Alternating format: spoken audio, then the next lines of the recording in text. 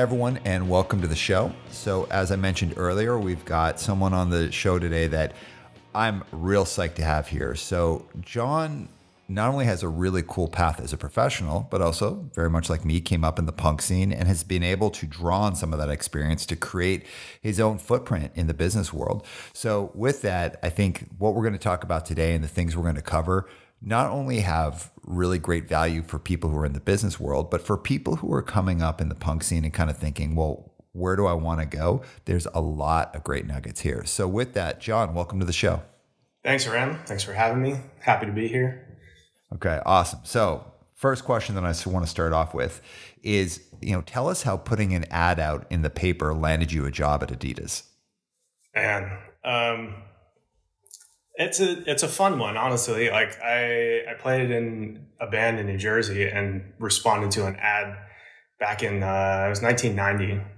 Cause that's how you look for musicians, right? You found the free paper and, looked at what looked good and made some phone calls. And when I moved to Portland in 97, wanted to do the same thing. So put an ad in the Portland Mercury for, opportunity to play in a youth crew cover band, because it just felt like, what I wanted to do, just a little bit of fun, kind of, not super serious. And I got an email back from somebody who eventually ended up, I found out, was working for Adidas, which I did not know was out there at the time. And then I also got a lot of email responses talking about how hardcore was dead. And we can talk a little bit later on about how that inspired me getting in touch with the Revelation guys and putting together a tribute comp. So on the side of just connecting with musicians, I connected with this guy, Jesse, who ended up being from upstate New York. So we had a lot of mutual friends, both living in Oregon. And we started playing music. And as I heard a little bit more about, what Adidas was like, he was a graphic designer there. I did what most people would do and say like, yo, bro, get me a job. And he's like, yo, bro, it doesn't really work like that. Like you gotta, you gotta put your resume together and send it through to HR and all that mess. And so long and short, I ended up, just really going after the employment agencies that were in town and found the ones that staffed for Adidas and basically just gave them the mission, said, hey, look, Nike or Adidas, whatever comes first, I'll take it. But I've always been partial to Adidas. And they kept sending me stuff every week. And it was probably 2 or 3 months. And finally there was one. And it was literally like a monkey job, but I took it. And as soon as I was in the door, I was like, wow, it's pretty rad. I definitely want to find a home here. And it was just a temp job. So that was in early 1999. Wow. All right. So let's circle back to that, because I think that's an interesting story about like the value of just taking that leap, even for a temporary job. But let's go back a little bit. You came up in the punk scene. So how did you first get into punk? How did you find that? Well, I'm 46 now. So when MTV started, I was watching all the hair bands come up. I was definitely into Iron Maiden, Metallica, Slayer, Anthrax, etc. And some kids came into town where I grew up in New Jersey. It was pretty suburban, and some kids came into town from Jersey City, and they had a cassette. And I know a lot of people have stories like this. You get introduced to somebody new, and they had this cassette with like Half Off and Quicksand and the Raw Deal demo and GB 7-inch. And I was like, fuck, this is insane. Like, this is not what I'm used to, but I really, really like it. And started, really kind of listening to that kind of music and started playing that kind of music and finding that community and finding that purpose and sort of, I don't know, the mission of what hardcore had, right? Positivity, trying to make change, being successful even at making change in other people's lives for the positive. Yeah, in 1990, I responded to an ad looking for a drummer, and that was the beginning of Backlash, which we were together from late 90, early 91 until 1997, and met a lot of people. We were in North Jersey, so it wasn't the epicenter of like the Revelation side of Jersey or the New Age side of Jersey, but we kind of rolled with a lot of the same crew and played shows in New York, and just everything became relation based and how we connected with purpose. So Yeah. And so that relationship side of it and that networking side of it is what I find super interesting. So this is where I want to circle back to your job at Adidas. You do the thing like you're a punk in a new city, you plant a flag, like, hey, I want to start a band, right? You put out that ad, you meet this person. But that's not like a normal thing for most people to do, right? And then to like network and be like, hey, like get me a job. But the other piece that I find real interesting is well, you know what? I'm even going to take a temp position and just, I'm going to make it work. I'm going to get that job. So that side, like the networking side, the like kind of being willing to take a risk and take a leap and not go for the sure shot thing. How much of that is you and what you're like, and how much of that is what you've learned from punk? I feel it sounds a little corny, but I feel like I am who I am because of hardcore, because of the DIY ethic, because of, building small relationships that you see over years becoming more fruitful, more successful, opening up opportunities. I think the connection of walking into a place and literally feeling a draw to it, the way you might be excited to go to a show, there's a show coming up and you can feel it, it's palpable. Yeah. And the DIY ethic for sure. I mean, it's not a new topic for people who've come from punk and been successful in different ways, big and small. Like, you just learn to do it, right? You don't ever look at the failure as an opportunity, other than to learn, and to kind of get back into it. And so, yeah, I did everything I could to extend that first, temp job. I mean, I think it was supposed to be like 4 days, and I was like, oh man, this job's really tough. Like, it's probably going to take me like a week and a half to do. And it was completely stupid, but I was like, I need more time on the ground. I need more time to connect with HR and some of the other people there, find a home. So how were you able to stretch it out though? Like, how did you get, after you had that 4-day job that extended for like, let's say a week and a half, what was next? Like, how did you make it work for you at Adidas? I mean, basically, I showed who I was, I showed my work ethic. I showed my, commitment. I looked people in the eye, when I was trying to understand more about the business and where it could go. And I was fortunate to have studied business in college. I had a degree in business, but nobody knew what that was or where it was going to go. And I had no idea what like product marketing or product merchandising was.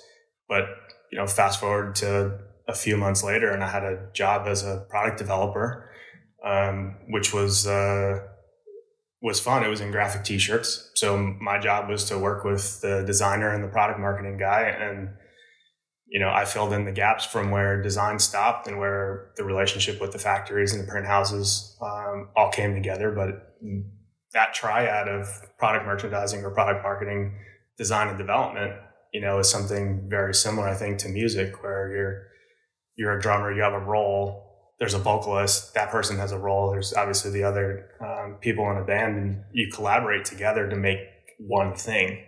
And that one thing that, I started with was t-shirts, and I was already familiar with it because we would always print our own t-shirts for the band.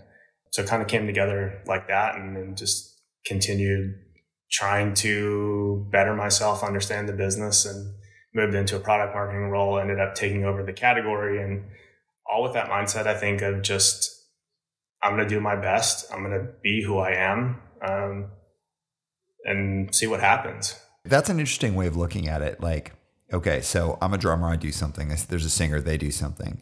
And we come together to create this other thing. And if you think of a recording, you can isolate the drum tracks and not have anything else, and there's the drum tracks.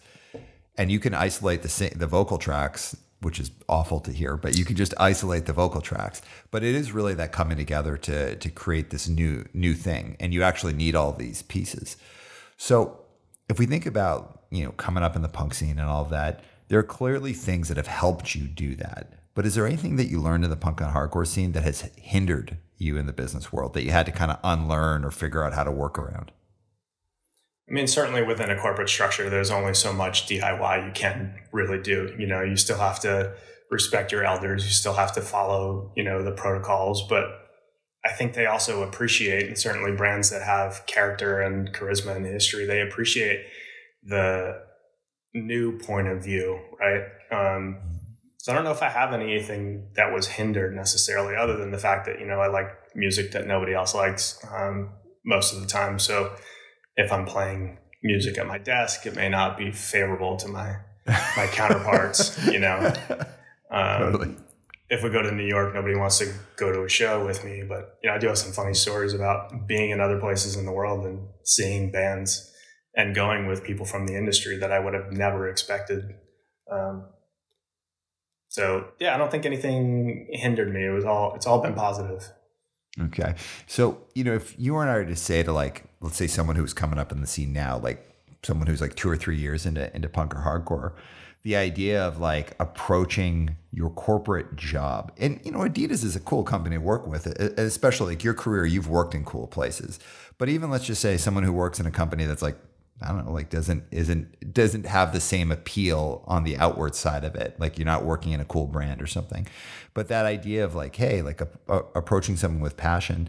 If you and I were to say like to someone who's like 2 or 3 years into the punk scene, be like, yeah, well, you know, as you get a little older and you're in a position in the corporate world, you can take the same passion that you feel in like punk and hardcore and try and recreate that in how you approach things. So for example, if you think about like a PowerPoint presentation or something, like how can people apply that same level of like integrity, passion, energy into what they're doing in their day-to-day in the work world?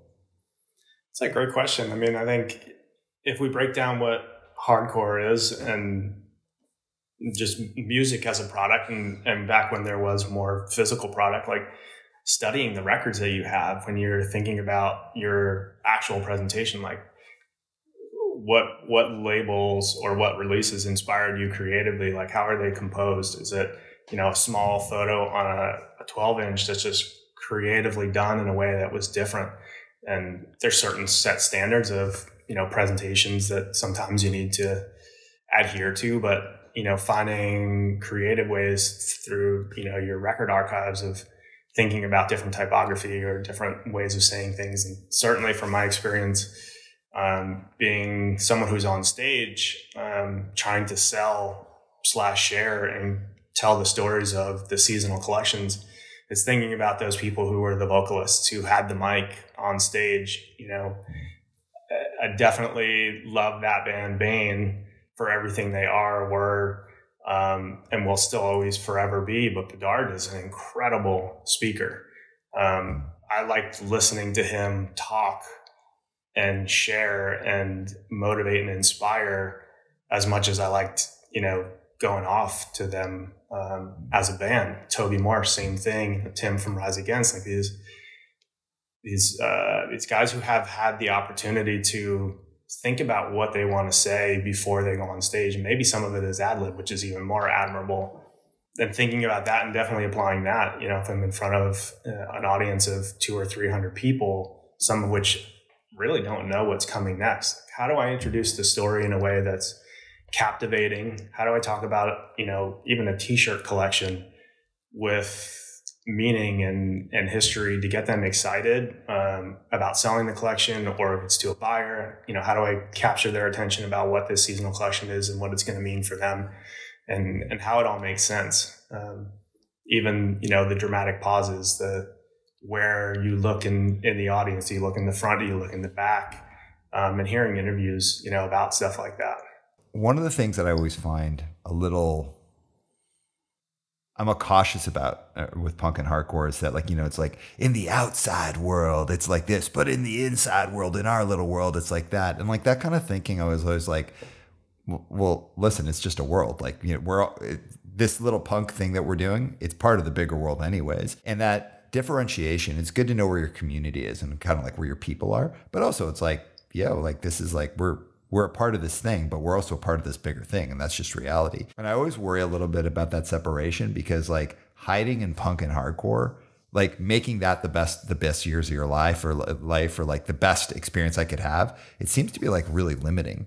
Or I like the idea of being able to take the things that you like from punk and hardcore and replicate those things in different places in the world, bring those ideas into different places in the world, like create improvement or being able to create in parts of the world that aren't touched by punk and hardcore anyways. That to me has always been more of the magic about it. For me, you're like a real good example of that. So someone who's been able to take that and bring it into the rest of the world. A lot of what I've developed in my work, and it sounds like a lot of what you've developed in your work, is about taking things that speak to you and then helping them speak to people in a greater audience.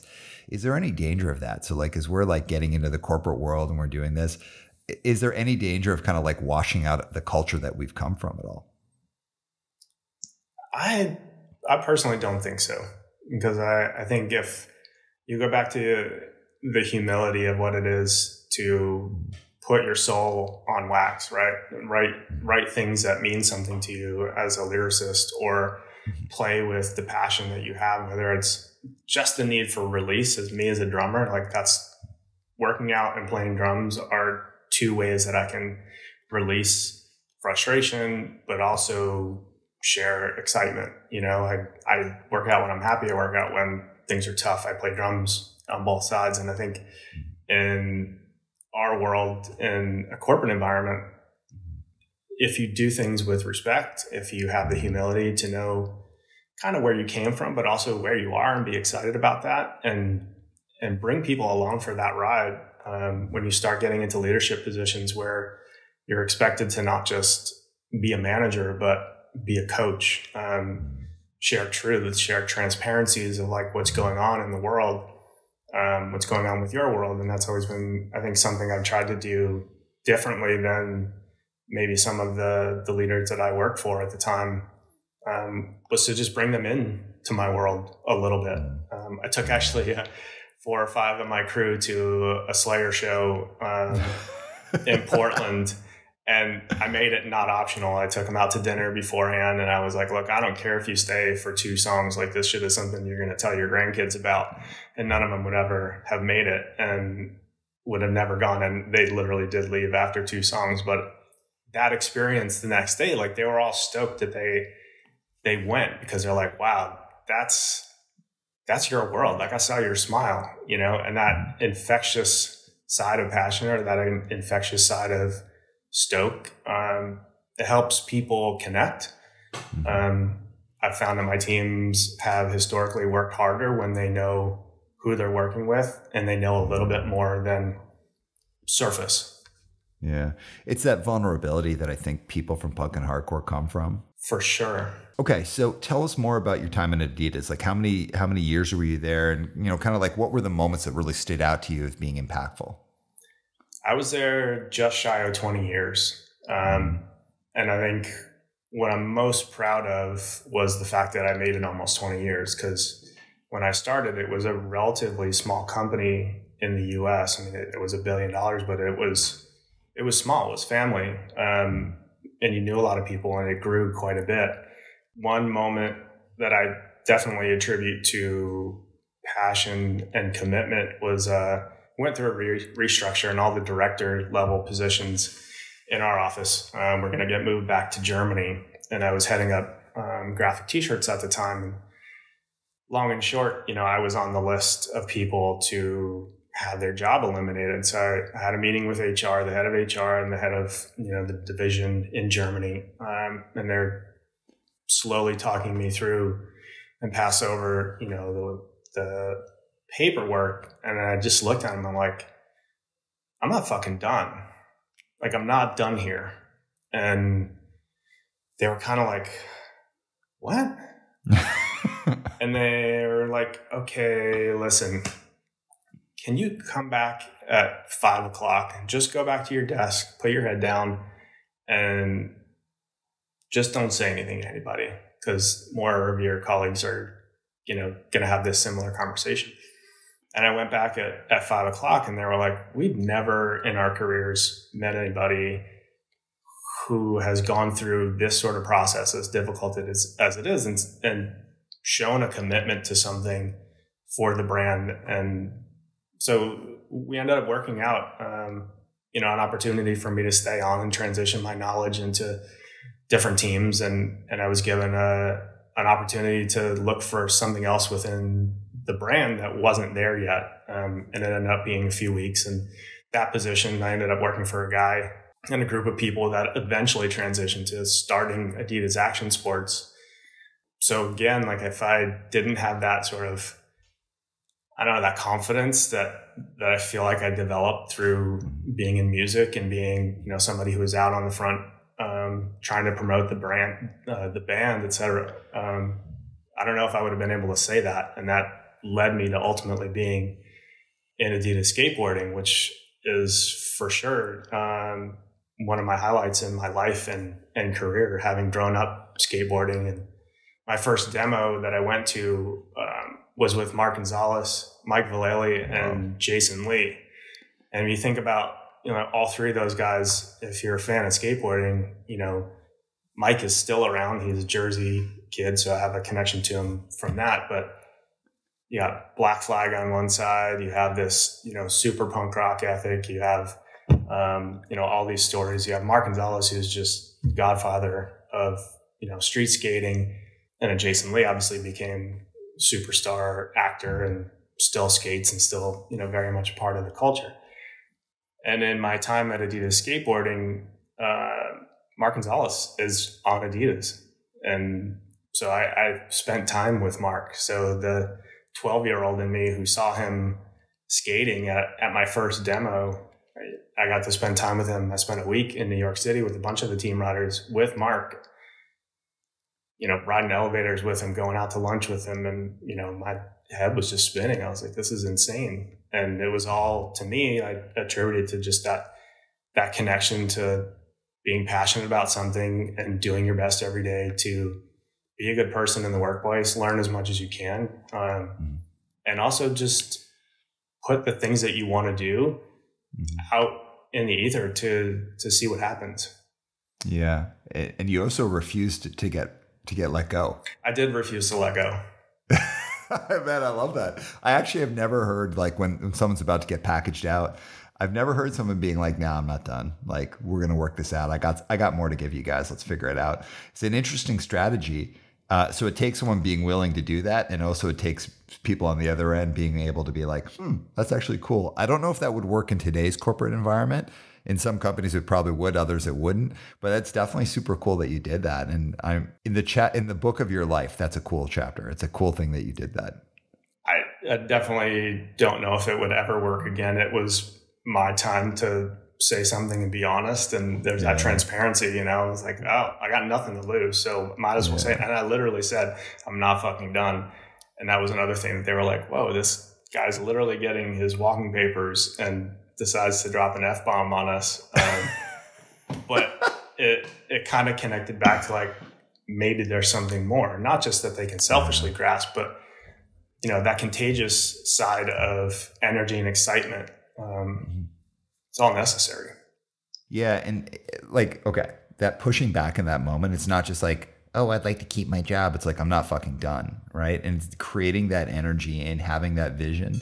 So much of punk and hardcore is like the energy and like that kind of magnetic feel of like, whoa, I want to be a part of that. Like when I think about, if I think about Cadence and how I built this company, there's like a bazillion coaching firms and some of them are going to be better than us and a lot of them are going to be abysmal and totally suck. Why does someone work with us? It's because I believe my own shit, and I 100% believe my own shit. And I think believing your own shit while being willing to be told you're full of shit and totally be willing to hear it and like listen for feedback and roll with it. I think that's one of the things that punks do very, very, very well. You got to own your shit because that's what makes people interested in working with you and like why they would choose to work with you versus someone else. Someone might be more talented than you. They might have better technical skills. They might have all of these other things. But if they don't have that inherent confidence and that belief in themselves, they're not as good as you then. Totally agree. I mean, I listened to a few podcasts that you did with friends of mine, and a couple of them stood out. LaCroix talking about his journey. He and I played in a band together, so we got pretty close and talked about life and music and history and business. And I'm so proud to hear him where he's at now, and the way he can articulate. He didn't want to be the creative guy with all the solutions. He wanted to be the guy that inspired his team to find the solutions, the type of leader to ask the questions to get the team to figure out the answers. And Rob Fish, same thing. Like, I don't need to be the smartest guy in the room. I need to know how to steer the smartest people that I hired to do what they do best. And I definitely, with humility, have never attempted to be the one with all the answers in roles that I've had. I think that is something that maybe is more inherent in a person than comes directly from the hardcore community or the culture or whatever. But maybe we have some humility because, we didn't come from metal. We didn't come from arena shows. You had small stages and a very attainable and accessible, relationship with band and audience. And maybe there's something to that too. But well, totally. And also that most of us are not very good musicians, but we are able to do a lot with that, which is like one of my favorite thing about punk and hardcore is like, hey, I'm actually not a good musician, but I've been able to like see the entire world. And that like belief in what you're doing is like, no, I can't play like the dude from whatever band, but I'm definitely going to do more as a musician than them because I'm going to go out and like throw myself on the line, and we've got that audience. So I love that humility. That's part of your story, and the two guys you mentioned, part of their story as well. Like both Rob and Jon. Like when I was done their interviews, I was like, damn, that was cool. Especially Jon. I took a lot away from Jon's. All right, let's go back to you though. Your career. So you're at Adidas for 20 years. What was with the shift from Adidas to Element? It wasn't fun anymore. And I have no reason to not be honest about this part. Like the whole time, pretty much from 99 until I chose to leave, which was in the spring of 2018, it was cumulatively more gratifying. The collaboration with the teams, what we set out to do and how we wanted to do it within Adidas skateboarding, the integrity that we wanted to bring as loyalists to that culture. And I'm not claiming to be, number one at skateboarding culture and history and being able to name drop, everybody who had every part. And I think that's also the humility that I brought to that role, was being able to kind of look at where I was and look at what I could do from a business side and connect the dots and find the people who are passionate. But it just ended up not really being as fun anymore. It got complicated. And personally, I felt like I was done at that point. I'd done more than I had thought business-wise.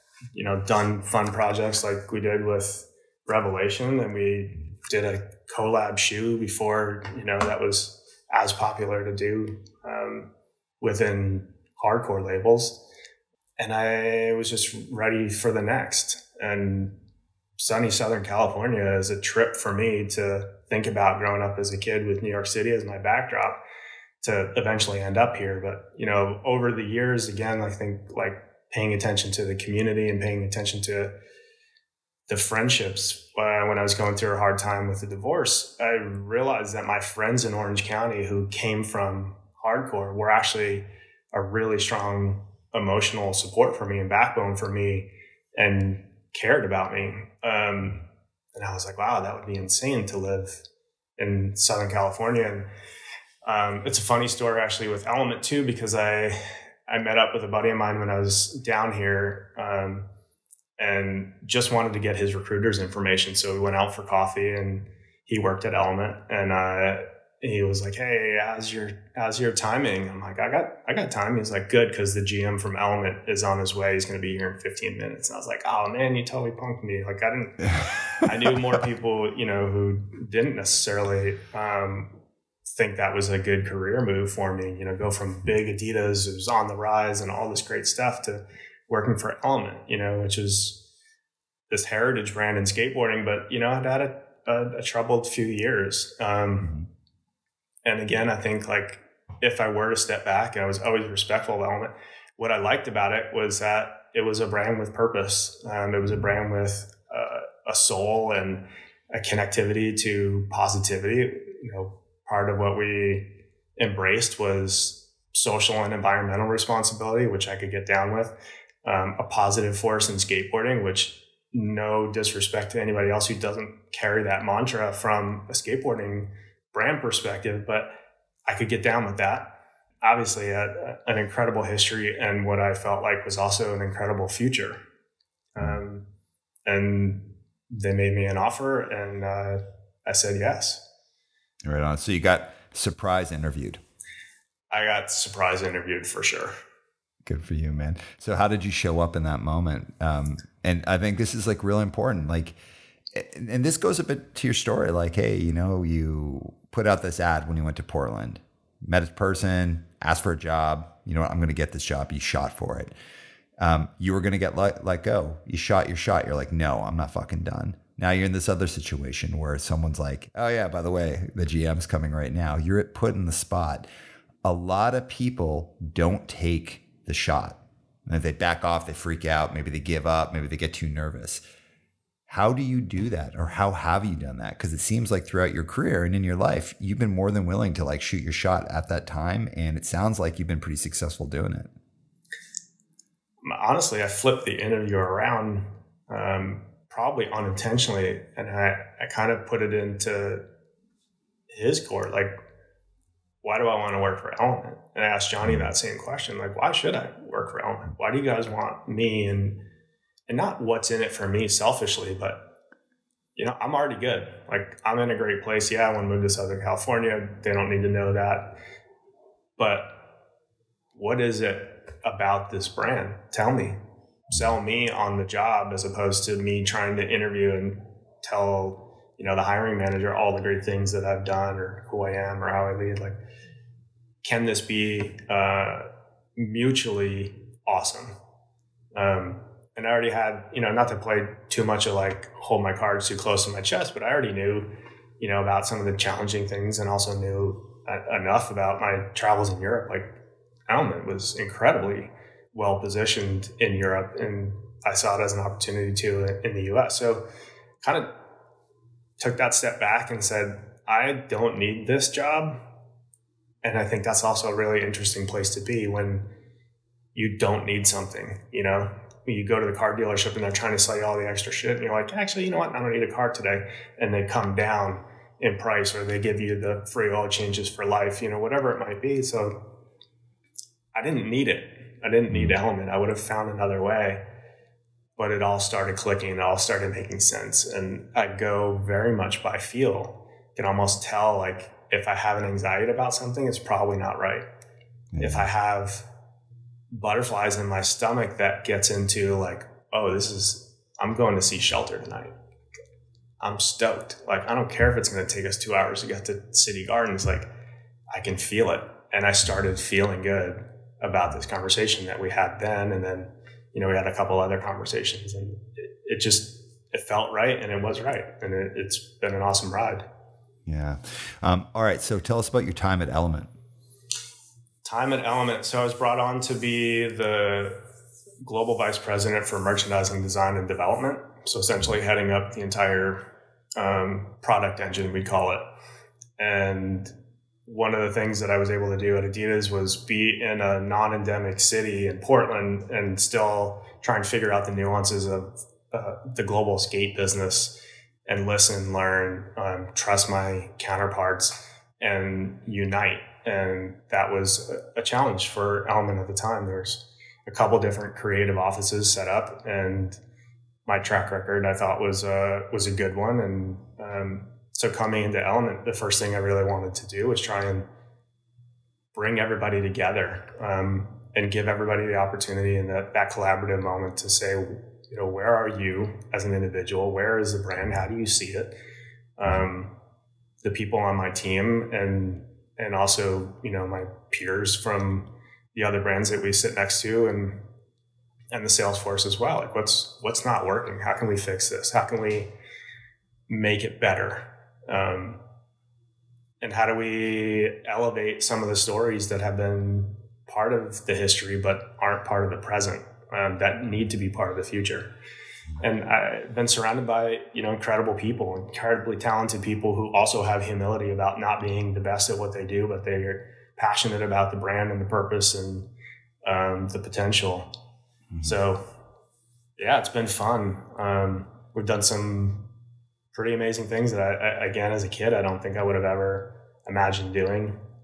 Relationships with Lucasfilm's crew and did a Star Wars collaboration. And I'm not the biggest Star Wars nerd, but I certainly grew up with it. It's certainly a massive part of my youth. And they were an incredible group of people to work with. It's still ongoing, so it's pretty exciting.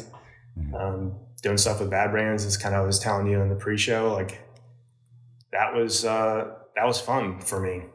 You know, that was, again, I think if I put passion and how it drives me, like my goal was to tell a real story, not just gated to a Bad Brains song in his first full part.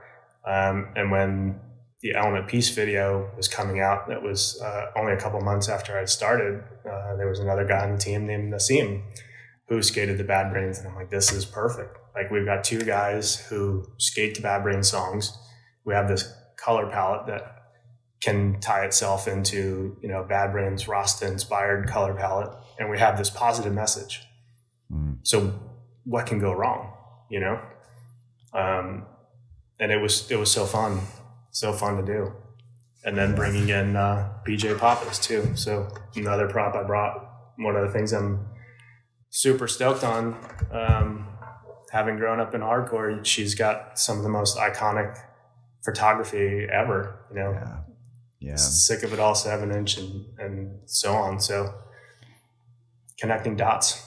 Let's go back and talk about Adidas for a second and that shoe collab, because for me, that was like the first shoe collab that I really like. Maybe had the GB Vans one happen yet? Had that happened yet? It had just come out. Yeah. It was small. Okay. So, yeah. Like, there are very few. I like sneakers, just like any hardcore person likes sneakers. I think that's how you and I got started talking, was about sneakers at Rainfest. That's right. I like sneakers as much as any other hardcore person likes sneakers. I'm not like crazy about them, although like Patrick is sitting across the computer from me laughing because I have like 60 pairs of sneakers. But like, you know, I'm not like a nut about sneakers. There are some sneakers I regret not getting at the time. So the GB ones I regret not getting at the time. I didn't like the colors. It wasn't really like my thing. The ones that I really regret not getting, though, are those Adidas Rev ones. So tell us about that process of creating those things. How did that idea even come up? Okay, so this goes back into that ad that I put into the Mercury, because the, you know, hate mail or the hardcore is dead responses that I was getting, similar to my exit interview where I was like, no, this is bullshit. Hardcore is not dead. On a trip to California, a work trip, I had lunch with Jordan. I brought him out and I was like, I got this idea, and hear me out before you shut me down.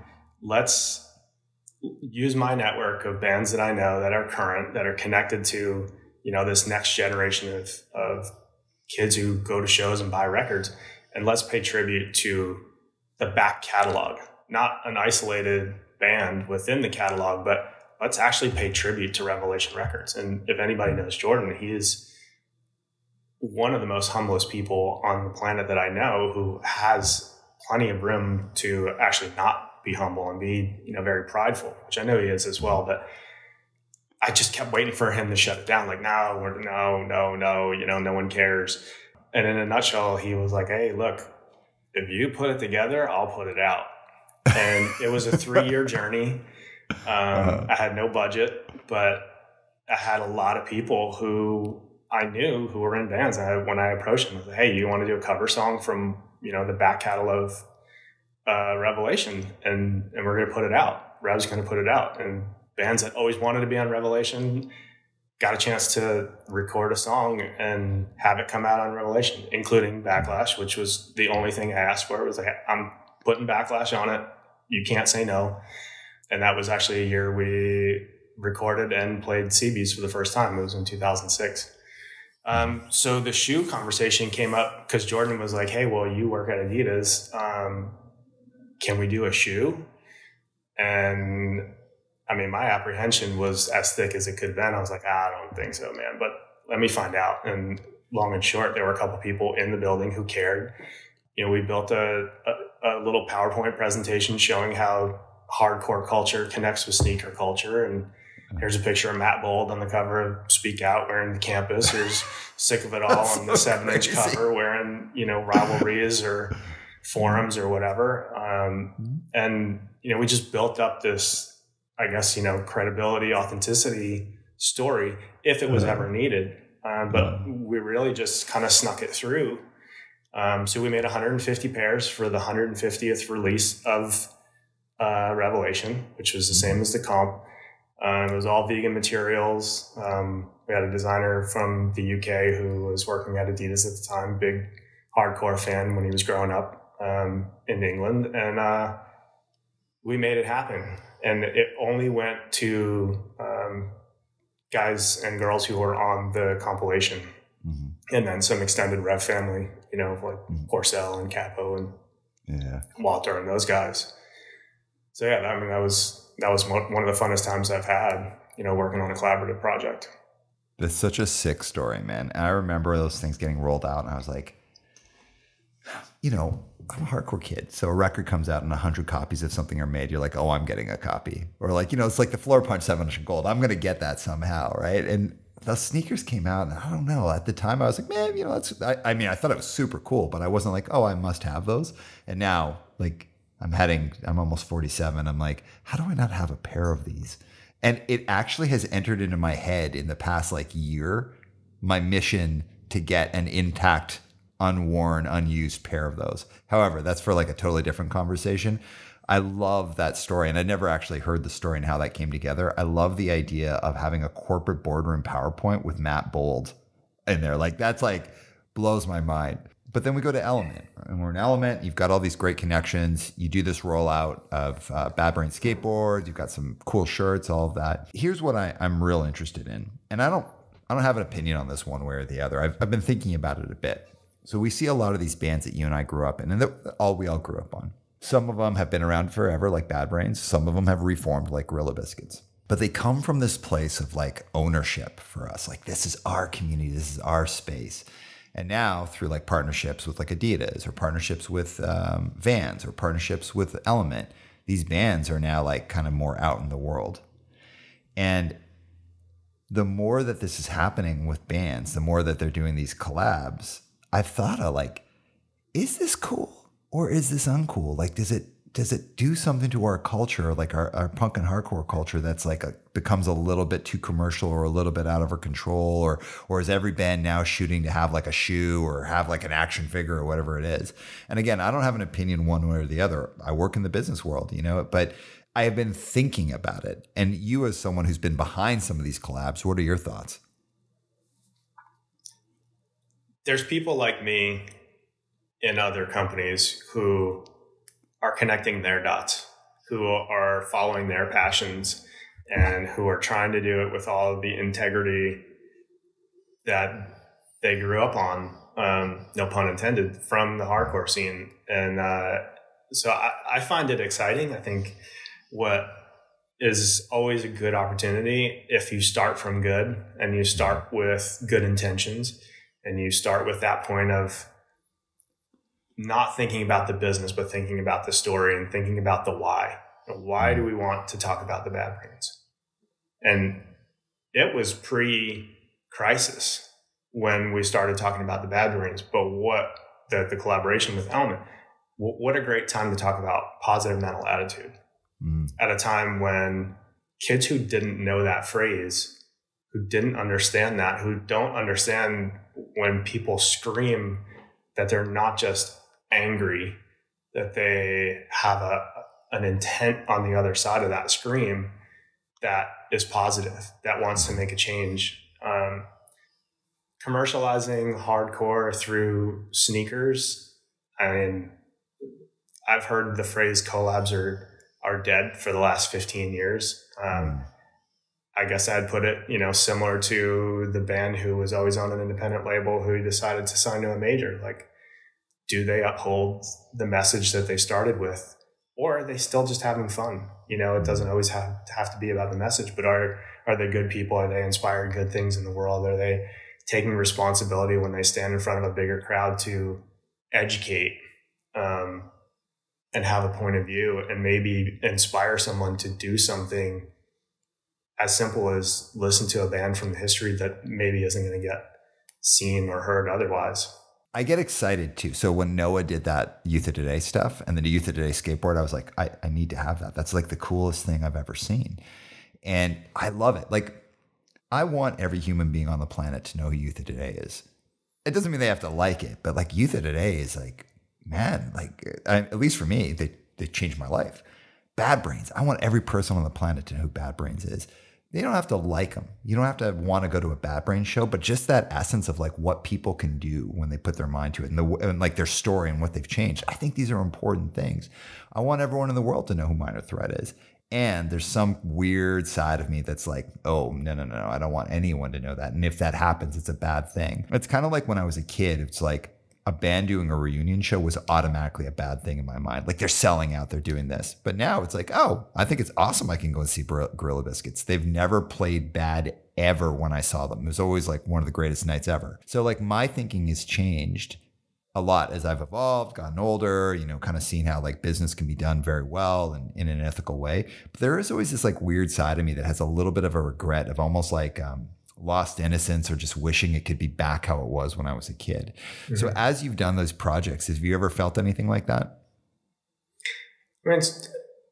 I think that if there was, it's not regret. It's more just like, well, I got to pull Daryl into meetings that I don't know if, my relationship with him is going to get soured, with him having to sit in on a phone call. But I was wrong. My apprehension was, no, this guy's like Johnny on the spot. It's literally a 3:00 call. He's on the phone at 3:00. Like he showed up professional, but he also showed up himself. We never had a conversation with him that was less than 45 minutes to an hour because he just was ready to share. He was ready to talk ideas. He was ready to collaborate and get creative and spark that energy in all of us. And it wasn't about the dollars and cents. It was about how do we make stories? How do we make some rad stuff happen? And that to me, I think is always going to be the most important is, again, going back for me, how does it feel? And it never felt in any of these collaborations, it never felt forced. It never felt like it was for the wrong reasons. I'm super proud of that because I think it would have been difficult to be on the other side of something and be like, yeah, that Bad Brains thing was cool on the outside, but like it was a horrible process or, the dudes weren't really down for it or whatever. Like it was 100% authentic. So I'm proud of that because I think it did show that there's room to do creative things for the right reasons. And those who are willing to read about it and study up on it and find something and take something away from it, I think that outweighed the risk of having that one collaboration anyway come across as being too corporatized. Yeah. Well, and so you've talked a lot about like, oh, let's create a cool story. And like that kind of, the past is the past. Creating something now based on something that was cool then is creating something new now. It's kind of creating a new story now or bringing people into something. It's creating an energy now. And a lot of your career seems to have been about like putting stuff that you're passionate about first, prior to prioritizing your passion. So what does that mean for you? Like, how do you prioritize your passion? It's a practice. Mm. The last few years, I've definitely taken stock on what I like to do and what I don't like to do, what I love and what maybe sucks. Mm. And, there's magnets about it now, but, do more of what you love. One of the guys I work for at Adidas happened to be a hardcore kid from New Jersey, also ran in the same circles. He was the GM for Action Sports. And the last year he gave me my review, he said, what's it going to take for this year to be your best year at Adidas? And it was like, I don't think I've ever even thought about it that way. And what manager really like puts that out there? But he put it to me to figure out what I want to do, and I put passion first. So my passion was to connect skateboarding and community and go to New York and not just bring two people, but bring the whole squad. So when we went to Brooklyn with, I won't go down the list of names, but a cast of skateboarding legends all the way to up and comers, we took our whole squad together. And that was a big turning point for me to say, if I go for it, if I figure out and articulate in my head what I'm passionate about and why I'm doing what I'm doing selfishly, but also humbly, more things start coming my way. And so my discipline, I try my best to do every day is figure out what I want to do, what I'm most excited about, do more of that, and try not to sweat the small stuff, as cliche as that sounds. And try not to let the things that I don't like to do get in the way of the energy and the excitement and honestly the results of what it means to live with passion first and prioritizing that a little bit more in your day. So very, very humbly grateful for the journey I've been on. So what's next for you professionally? It's a good question. I'm open to what comes my way. I'm going to be quietly confident on this journey being one that's necessary. My entire career so far has been sort of, a positive experience of the dominoes, being connected on a path that I couldn't have seen before I got there. And I'm super happy to be in Southern California. I'm super happy to have had the track record that I've had and worked with the amazing people that I have. And I'm excited about the future. I don't know exactly what it looks like, but I know that that good things will come. I know that I'll end up working with incredible people again, and the network of people that I've developed relationships with, both through music and skateboarding in the industry, they've got my back. Heck yeah. All right. So I got 3 questions left for you here. Turning point. No, sorry. No, you already hit it, man. All right. What are your 3 bands? No, they're not New Jersey bands. I'm just saying in general. And I know this answer could change tomorrow and the day after, but I want you to tell us, punk and hardcore, so not any other genre. What are 3 bands that changed your life? 3 bands that changed my life. Sensefield. Do you know why, or just want to know the bands? Oh, tell me why. I'd love to hear why. I saw Sensefield play on the State of the Nation tour on a rainy Thursday night to maybe 17 people, including the other bands. And they played like it was a fucking sold out show. And I developed a relationship with them intentionally on that night because I was like, as a musician who played for 15 people, quite a lot. But also, just inspired by Jon and, the energy he brought. It was humbling. It was inspiring. And they for sure will always have a place in my heart. And Jon, it was very personal for me. I connected with him a lot, and definitely miss him. And his vocals are always connected to me in that emotional place. Youth of today, without a doubt, just everything that came up. Power, energy, watching, Capo even today. So proud of those guys and what they've done. And, the fact that Noah, again, passion project for those guys, can bring them back out. Last one. Probably Sick of It All.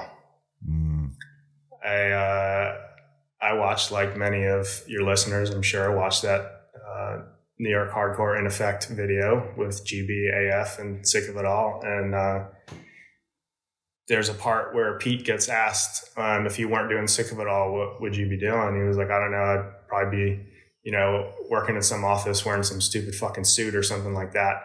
And that was literally the time when I was like, I'm not going to wear a suit for my career. And my dad was a businessman. He was always telling me, I need to get my golf game going so that I could network on the golf course. And I was like, I'm just not fucking down with that. Beyond the band, just the people and the longevity. I know you had Aram on, like, for sure, as a drummer, incredible. I play harder and with more passion knowing how he plays. And then, fortunate again through relationships over the years to be able to tell Pete a couple of years ago, like, that quote changed my life. Yeah. Sick of It All is, first of all, great list. Awesome list. I love the Sensefield mention in there too. Sick of It All is so interesting to me because they're like legitimately a good business study. They've been a band for all of this time and they've lived off of it, and they've done it not because they followed the trends or any of that, because they totally stayed true to themselves. And they're just like ethical, smart people. They did it well. When I did Armand's thing, I was like, tell me, like, I'm looking for the dark side of the story. And there's this like no dark side, like, everything went well. I was laughing about it afterwards. It went well because you guys are just a great band and you're real people. And I just love that. All right. So 2 more questions for you. Yep. So Backlash, a band that really was around a lot of iconic bands, but seem to kind of like never quite get the attention that you guys could have or should have gotten.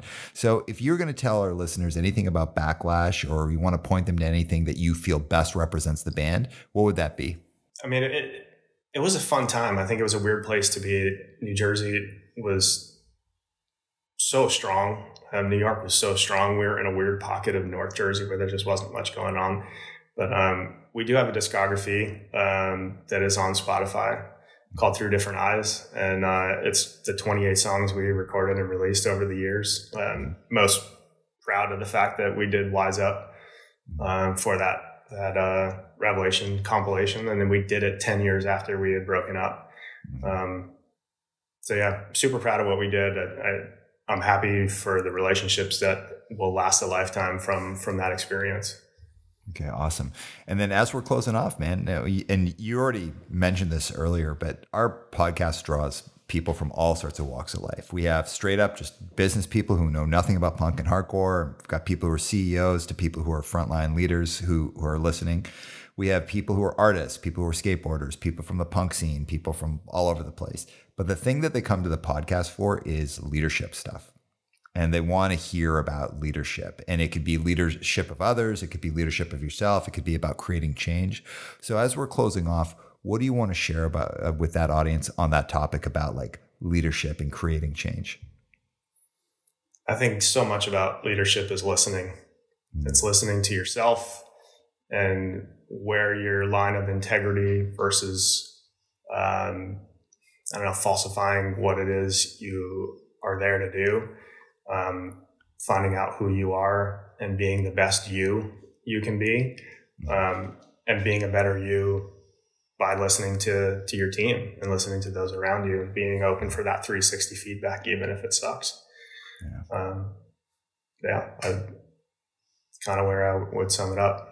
All right. Awesome, man. Well, thank you so much for being on the show. And everyone, I will see you in the outro. Spencer, drop the beat.